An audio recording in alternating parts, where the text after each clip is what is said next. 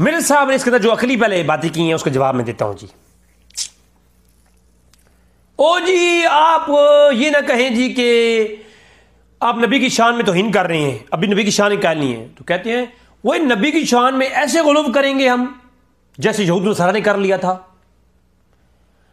یہ مرزا صاحب اپنی بہت ویڈیو میں یہ کہانی کرواتا ہے, یہ آپ لوگ سن لیں. اللہ کے عرش کرسی خانہ کعبہ سے افضل ہے. ان سے پوچھے یہ کس قرآن کی آیت میں اور حدیث میں لکھا ہوا ہے؟ جذباتی بات نہیں ہے بریلویوں نہیں کرنی کہ تسی نبی دی شان نو نہیں مندے. اچھا جی نبی دی شان نو منیے تے حضرت عیسیٰ نو اللہ دا بیٹا کہہ دئیے, گل کرنے لی کرو.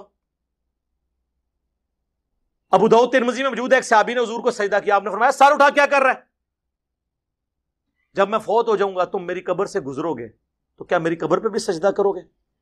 اگر سجدہ میں جائز سمجھتا تو بیویوں سے کہتا کہ اپنے خامدوں کو سجدہ کریں. تو نبی علیہ السلام نے اپنی عزت خود نہیں ہونے دی, باؤنڈری نہیں کراس کرنی.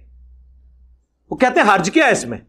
حرج یہ ہے کہ آپ کتنا خطرناک کھیل کھیل رہے ہیں کہ یہود نصارہ نے کیا کیا تھا, انبیاء قبروں کو مساجد بنا لیا تھا اور انبیاء کو عیسیٰ علیہ السلام کو اللہ کا بیٹا بنا لیا تھا. ہاں جی اب اس نوعیت کو سمجھیے. پہلے قرآن اور حدیث میں جہاں بھی یہود و نصارہ کا ذکر آتا ہے اور عیسیٰ علیہ السلام کو اللہ کا بیٹا ماننے والوں کا ذکر اور تصور آتا ہے اور قبروں کو مساجد بنا دینے والا قرآن اور حدیث میں جہاں بھی ذکر ہے, اس کی نوعیت خود قرآن اور حدیث نے بتائی ہے. ایسا کہیں نہیں تھا کہ یہود و نصارہ قبروں پر جاتے اور قبروں پر جانے کے بعد وہ قبر کو چھوڑ کر کے مسجد اقصیٰ کی طرف منہ کرتے اور نماز پڑھتے, سجدہ کرتے اور سجدہ اللہ کو کرتے. ایسا کہیں نہیں ہے. یہود و نصارہ سجدہ کرتے اہل قبور کو. عزیر علیہ سورہ بنی اسرائیل میرا یہ موضوع نہیں ہے, اس پہ میں کلپ لانے والا ہوں کیونکہ مرزا کا بہت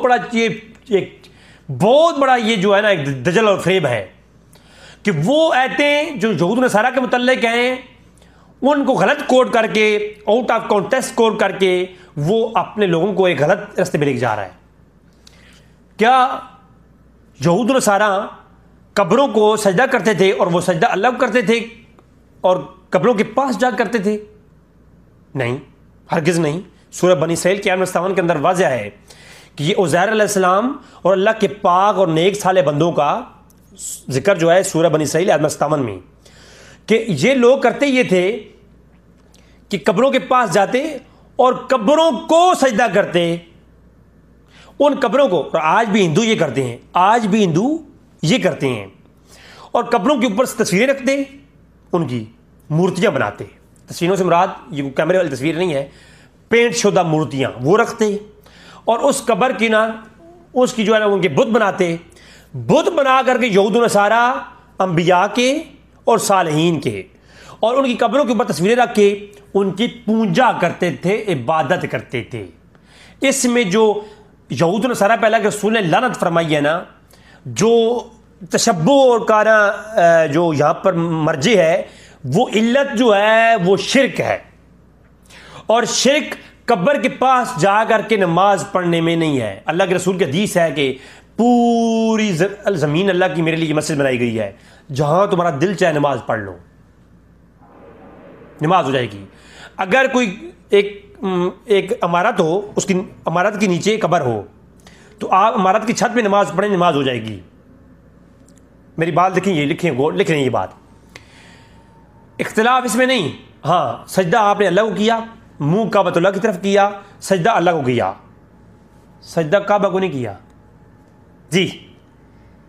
اگر کوئی کعبۃ اللہ کے پاس آئے اور سجدہ کعبہ کو کرے, اللہ کو نہ کرے, عقیدہ یہ ہو کہ میں اللہ کو سجدہ نہیں کر رہا, میں کعبۃ اللہ کو سجدہ کر رہا ہوں, اس دیوار کو سجدہ کر رہا ہوں, تو وہ مشرک ہے.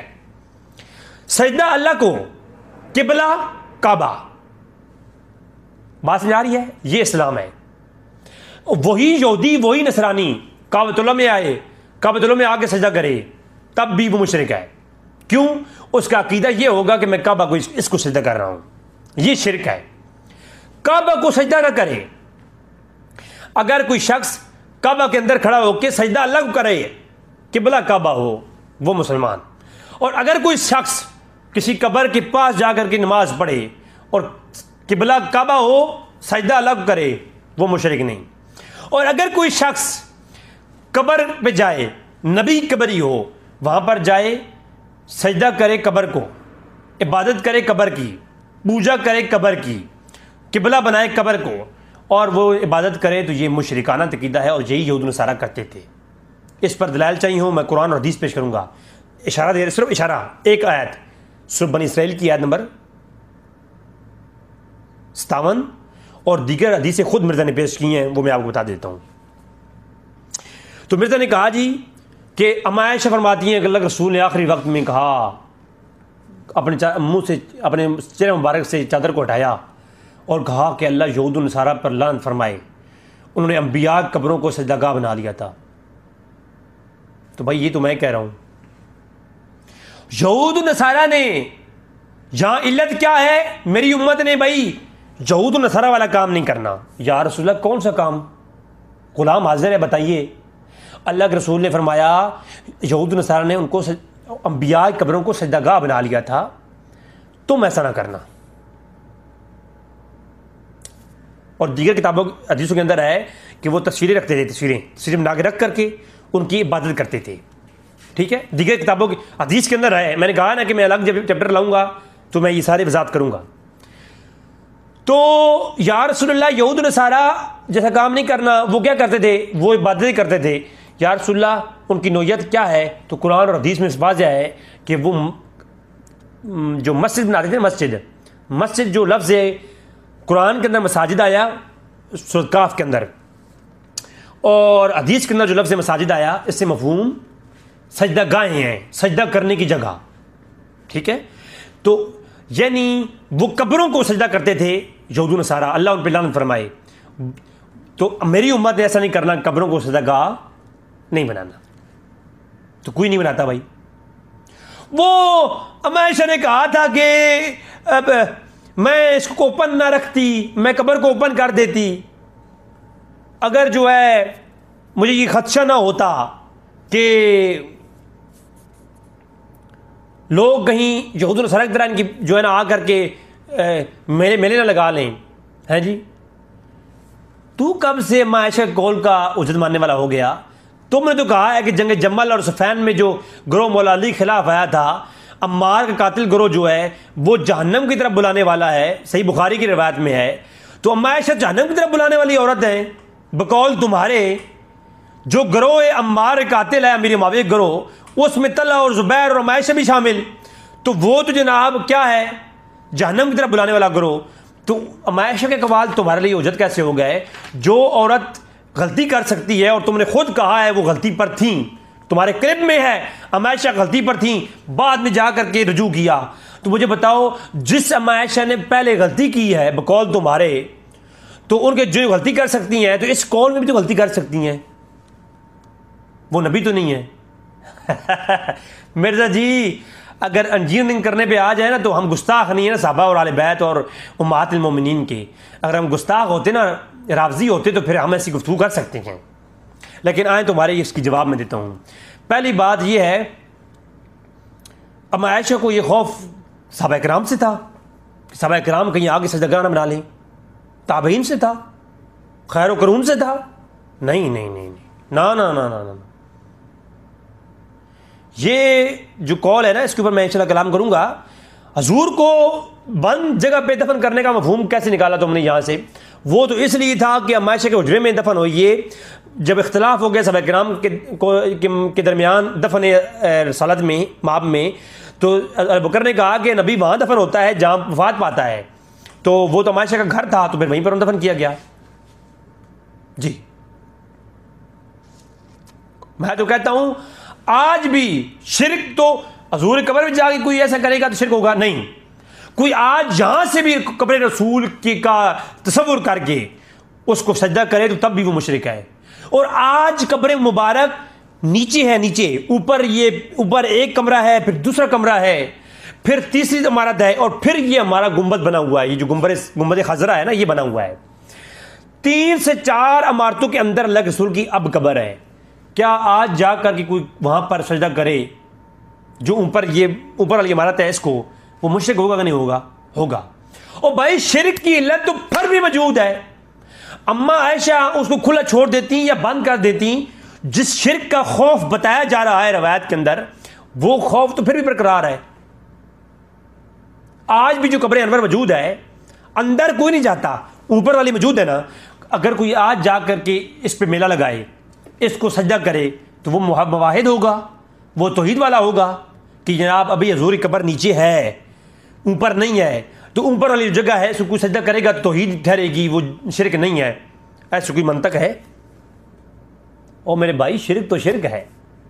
اما عائشہ کو اس وقت خدشہ تھا قبر کے اندر ہونے کا، باہر سے وہ جو ہے نا عمارت بنا دی، تو جو باہر عمارت ہے اگر اس کو بھی آج کوئی سجدہ کرے گا تو شرک تو پھر بھی ہو جائے گا، تو وہ بھی تو نسبت اللہ کے رسول کی قبر سے ہی ہے نا۔ اس کو میں اس کے اوپر کلام آگے کروں گا۔ اچھا، اللہ اکبر۔ تو یہود و نصارہ کی جو مثال دی ہے کہ انہوں نے نبیوں کی شان میں غلو کیا، تو وہ غلو کس حد تک کیا؟ نبی کی شان بیان کرو، بعد از خدا بزرگ تو ہی قصہ مختصر۔ نبی کو اللہ نہیں ماننا، باقی نبی کی شان میں ہر وہ چیز کہو، وہ سب جائز ہے۔ ہمارے اہل سنت کا عقیدہ ہے، دلائل انشاءاللہ لاؤں گا۔ ہاں، ایسا غلو نہ کرنا جو یہود و نصارہ نے کیا تھا۔ اور یہود و نصارہ نے کیا کیا تھا؟ وہ اس کو انتہائی عبادت تک اور وہ عبد کو معبود تک لے کے چلے گئے، اس کو شرک کی نوعیت تک لے کے چلے گئے۔ ایسا عمل نہیں کرنا کہ اللہ کی ذات صفات اور جس طرح کہ عیسیٰ علیہ السلام کو بیٹا مان کر کے وہ شان سے اوپر کا جو طبقہ ہے شرک، اس میں لے گئے، غلوب میں لے گئے۔ وہ غلوب حرام ہے جو انبیاء کی شان میں اتنا غلوب کیا جائے کہ شرک تک پہنچا دے، وہ حرام ہے۔ جو عبادت تک لے جائے، انبیاء کی عبادت کرنے پہ مجبور کر دے، وہ عشق، وہ غلوب حرام ہے۔ اس کے علاوہ جو نبی کو نبی سمجھو اور اللہ کی توحید میں کوئی شریک نہ سمجھو، پھر جتنی تعریف تم بیان کرو، بعد از خدا بزرگ تو ہی قصہ مختصر۔ یہی عقائد اہل سنت ہے۔ تو مرزا چلاکی کرتا ہے، غلوب کا نام لے کر کے مشرکین مکہ کے اور یہود و نصارہ کے جو ہے بندے کو خدا سمجھتے تھے، اللہ کے انبیاء کو اللہ کے بیٹے سمجھتے تھے، جن کی وضاحت اور ان کی شرک کی نوعیت واضح قرآن اور حدیث سے بیان کی ہے۔ ان کی شرک کی نوعیت اور ہے، اس کو مومنوں کے اوپر چپساں کرتا ہے۔ اللہ کے رسول نے فرمایا اللہ جہنم کے کتوں میں سے وہ کتے ہیں، اللہ کی مخلوقات میں بدترین مخلوق وہ لوگ ہیں جو مومن کفار والی آیات وہ مومنوں پر چپساں کرتے ہیں۔ تو کائنات میں جہنم کے کتوں میں سے ایک کتا ایسا بھی ہے اس کائنات میں اب بھی، اور مومنوں والی جو کفار والی آیات ہیں ان کو مومنوں پر چپساں کرتا ہے۔ یہود و نصارہ نے غلو کیا نبیوں کی شان میں، وہ ایک حد تک غلو کر کے گئے، وہ شرک نہیں تھا۔ لیکن جب اس حد تک گئے کہ وہ کہنے لگے کہ یہ اللہ کا بیٹا ہے، تو وہ تو شرک ہے۔ وہ شان رسالت کو جو مرتبہ ہے اس سے اوپر جہاں خدائی کا مقام شروع ہوتا ہے نا، وہ خدائی کے مقام میں انٹرفیئر کرنے لگ گئے، تو یہ شرک ہے۔ عبادت اللہ ہی کے لیے تھی۔ جب یہود نصارہ نے انبیاء کی قبروں کی عبادت کرنے شروع کر دی، ان کی پوجا کرنے شروع کر دی، ان کو سجدے کرنے شروع کر دیے، تو سجدہ جب قبر کو کیا گیا تو وہ ٹھیک ہوگا؟ تو وہ عشق میں سجدہ کرنا منع ہے۔ پھر آپ نے حدیث پیش کی کہ ایک شخص آیا اللہ کے رسول کو سجدہ کیا، تو اللہ کے رسول نے منع فرمایا، تو یہی تو میرا موقف ہے اور یہی میں بیان کروں، یہی یہ مرزا صاحب حدیث آپ نے پیش کی ہے، وہ آپ کے باطن نظریات کا دفاع نہیں ہے بلکہ وہ ہمارے عقیدے کی مور ہے۔ یہی ہم کہتے ہیں عشق رسالت میں سجدہ عبادت جو ہے نا، عبادت والا جو سجدہ ہے وہ سجدہ کرنا منع ہے۔ سجدہ اللہ ہی کے لیے ہے، غیر اللہ کو سجدہ کرنا کیا ہے؟ یہ عبد کو معبود کے افعال میں جو معبود کے لیے افعال مخصوصہ ہیں ان میں آپ نے عبد کو شامل کر لیا۔ اب کوئی سجدہ قبر کو کرے یا غیر نبی کو کرے، اب کوئی سجدہ یہود و نصارہ کی طرح انبیاء کے بتوں کو کرے، انبیاء کے مورتیوں کو کرے، یا اب کوئی سجدہ رسول اللہ علیہ وسلم کی قبر کو کرے وہ مشرک ہے، یہ عقائد اہل سنت ہے۔ اور اب کوئی سجدہ نہ کرے، جا کے قبر انور کو چومے، ہیں محبت کا اظہار کرے اور یہ عقیدہ رکھے کہ اللہ کے رسول صلی اللہ علیہ وسلم سے یہ جو قبر ہے نا، یہ ریاض الجنہ ہے، جس پر حضور قدم لگے وہ جنت کا ٹکڑا ہو گیا، جس ممبر پہ حضور بیٹھے، میں اس طرف آتا ہوں، وہ ایک مرزا نے ایک مثال دی ہے نا، پھر میں اس پہ تھوڑا کلام کرنا ہے۔ تو وہ قبر انور جو ہے نا، وہ اللہ کے عرش سے افضل ہے۔ عرش بھی مخلوق ہے، یہ مخلوقات کے درمیان کی بات ہو رہی ہے۔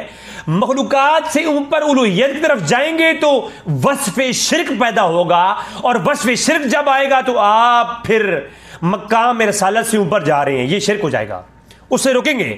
ہاں جب مقام مخلوقات کا ہوگا تو مخلوقات چاہے کرسی کو کوئی کوئی کعبۃ اللہ کو کہے کعبۃ اللہ کرسی سے افضل ہے، عرش سے افضل ہے، وہ مشرک ہو جائے گا؟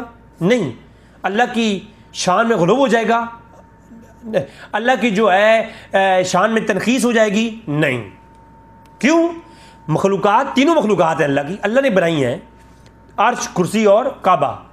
اب تینوں میں سے اگر آپ مجھے ایک بات بتائیں، کرسی اور عرش دونوں ایک ہیں؟ ان دونوں میں سے افضل کون ہے؟ کرسی افضل ہے یا عرش افضل ہے؟ آپ کہیں گے اگر کرسی کو افضل مانیں گے تب بھی اللہ کی شان میں تنقیص، اگر عرش کو افضل مانیں گے تب بھی اللہ کی شان میں تنقیص۔ اگر ایک کی تنقیص کرنے سے اللہ کی شان کی تنقیص ہے، مخلوقات میں افضل مخلوقات میں دو مخلوقات میں سے ایک کی تنقیص کرنا اور ایک کو دوسرے سے افضل بتانے میں اللہ کی کبریائی میں اگر تنقیص ہے مرزا جی، تو پھر اللہ کے کرسی اور عرش کے درمیان میں اگر ایک کو کوئی افضل جانے اور دوسرے کو کم کرے تو اس کا مطلب کیا ہوا؟ وہ اللہ کی کبریائی میں تنقیص کر رہا ہے۔ مرزا جی آپ کی عقل بھی ماری گئی ہے، آپ کی مت بھی ماری گئی ہے، یہ نہیں ہے۔ مخلوقات کے درمیان میں موازنہ، اگر کوئی 10 لوگ ہوں جو کرسی کو افضل گئے، 10 لوگ جو ہے نا عرش کو افضل گئے، دونوں حق پر ہیں، دونوں حق پر ہیں، دونوں میں شرک نہیں ہے، دونوں میں جو بھی کریں دونوں نے بھی اللہ کی شان میں کبریائی میں تنقیص نہیں کی، ٹھیک ہے، دونوں حق پہ ہو سکتے ہیں، یہ کوئی ایسا مسئلہ نہیں ہے۔ اسی طرح کعبہ بھی مخلوق ہے، رسول صلی اللہ علیہ وسلم بھی مخلوق ہے، عرش بھی مخلوق ہے، کرسی بھی مخلوق ہے، اور جو قبر انور کی مٹی ہے وہ بھی مخلوق ہے۔ ان تینوں میں کسی کا اختلاف ہو جائے، یہ علماء کا اختلاف ہے، دیوبندی بریلوی نہیں، میں پیش کروں گا آگے دلائل۔